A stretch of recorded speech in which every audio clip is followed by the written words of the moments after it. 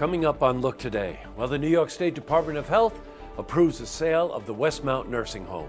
Plus, GE in Fort Edward has yet to announce the closing date of its plant, and I've got some details. And Congresswoman Elise Stefanik will not vote for a government shutdown. I have the latest. It's all ahead on Look Today.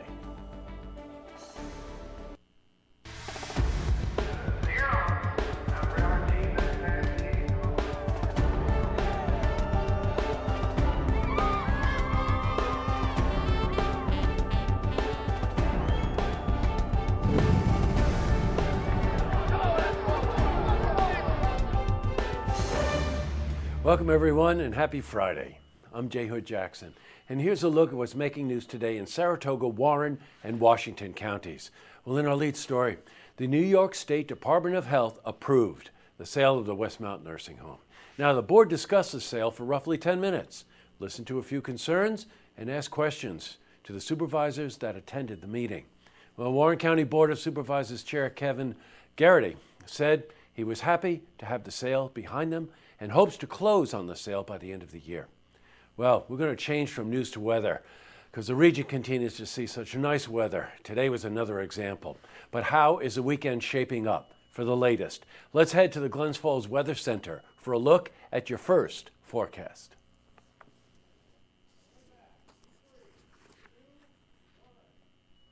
Well, back to the news. Well, it's been almost 2 years since General Electric announced it would close a plant in Fort Edward. Now, in 2013, GE announced it would close the plant and move jobs to Clearwater, Florida. Well, last year, they said that the plant would be closed in October of 2015. However, that does not seem likely, as they have not notified the Department of Labor of its closing. Now, a company is required to give employees 90 days notice so they can begin looking for a new job. GE says it's finishing filling customer orders and then will begin shipping equipment to Florida. Now, there's no timetable for when this will happen. The company moved the plant to Florida as there are no union laws. Workers at the GE plant in Fort Edward can make up to $60,000 a year. Workers in Florida start at $12 an hour. In other news, Congresswoman Stefanik will not vote in favor of legislation that would force a government shutdown. The issue of funding Planned Parenthood has been a contentious debate between Democrats and Republicans in the U.S. House of Representatives. Republicans have threatened to vote against spending legislation if it includes funding for Planned Parenthood. Well, Congresswoman Stefanik stated that the need to keep funding for Fort Drum and the military is too important. Now, if a vote is not passed, the government would shut down at midnight on October 1st, which is the end of the fiscal year.